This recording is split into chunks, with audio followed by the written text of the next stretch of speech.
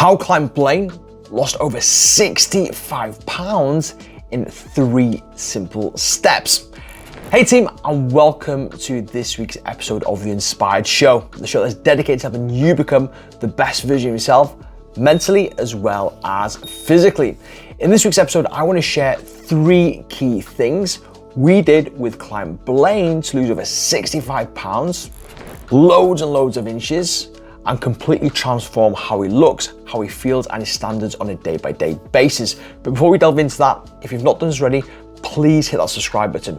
Every subscribe means that we can reach more people, inspire some positivity, and it's completely free to do so, and it means you get updated with every single episode we drop every single week. Smash a like on this video if you find it helpful, and don't forget to share it with somebody who may benefit as well. So today I wanted to talk about Blaine. Blaine is an absolute legend. But like many of us, he's leading a very busy lifestyle. A father of twins, also running his own business, which can be quite stressful, as well as trying to be a good father, and generally just trying to get on with life. It's quite stressful. And for a lot of people in those situations, we can often find comfort in alcohol and food. And what then happens when we use alcohol and food as a way to deal with life stresses and all its challenges, it will ultimately lead to weight gain. And like most people, we don't realize it's happening until it's too late. And Blaine found himself in that situation where he'd lost weight in the past, but he'd fallen back his old habits and old behaviors, and he ended up gaining a lot more weight back. So what were the things that we did with Blaine to help him overcome these challenges and reach the goals and get the amazing results he's got right now? So the first thing that we did was set clear, concise goals, looking at what he wanted to achieve and how we could achieve that. And I think this is so important. I think a lot of people go into a journey with the mindset of, I just want to lose a little bit of weight. I'll go on a diet, I'll go to the gym, and they think it's all going to fall into place. But the thing with that type of thinking is, it doesn't keep you on track. It doesn't keep you engaged. And more often than not, it requires motivation to keep going, and motivation comes and it goes. So by setting clear, concise goals of what he wanted to achieve, we could then look at this big overwhelming goal of all the weight loss he wanted.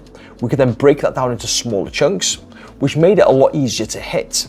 From those smaller chunks, we had monthly goals, weekly goals, and then we had our daily targets as well. So what we're ultimately doing is reverse engineering from where he is, where he wants to be, to where he's right now, and then the daily action steps we need to take. So the first thing I would suggest you do if you are really struggling is set your big goal, and then from that big goal, break it down into smaller chunks. So for example, if you wanted to lose 60 pounds, break that down into a monthly goal of, let's say, 4 to 8 pounds, and then into a weekly goal of 1 to 2 pounds. Now that 1 to 2 pounds or 4 to 8 pounds doesn't seem as overwhelming as a 60-pound goal.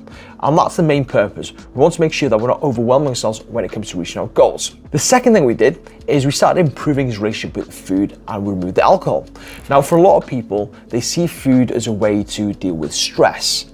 When they're comfort, they want food. When they're bored, they want food. And sometimes alcohol as well. So we started looking at food in a different way. Instead of using it as a tool to deal with these stresses, we started building up different mechanisms as a way to deal with stresses and overwhelms.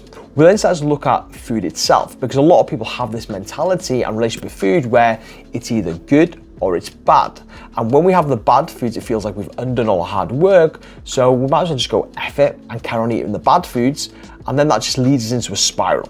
So we started looking at foods differently. We started looking at foods as more nutritious and less nutritious.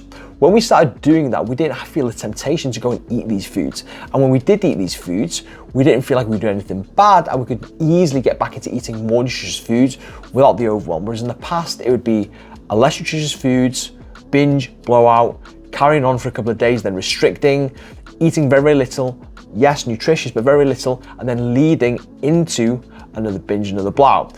So if you're somebody that has this all or nothing mindset when it comes to food, we want to start fixing our relationship with food and understanding at the end of the day, food is simply food, and it's not to be feared, and actually it's to be embraced and enjoyed in a balanced approach. And then the third thing that we did was ensure that he had accountability. So yes, he had a training plan, yes, he had a nutrition plan, yes, he had a mindset plan, but what brought all these things together was ensuring he's accountable with our regular check-ins that we did every other week, ensuring that the weight was going in the right direction, he was losing measurements, and he was hitting all his targets. And also on top of that, if there were any challenges, we're able to address them, not just in the check-ins, but also in our WhatsApp communications and our phone calls as and when needed, to ensure we're identifying what blind spots he had, and when he slipped up, we picked him up when he's feeling down to keep him moving forward.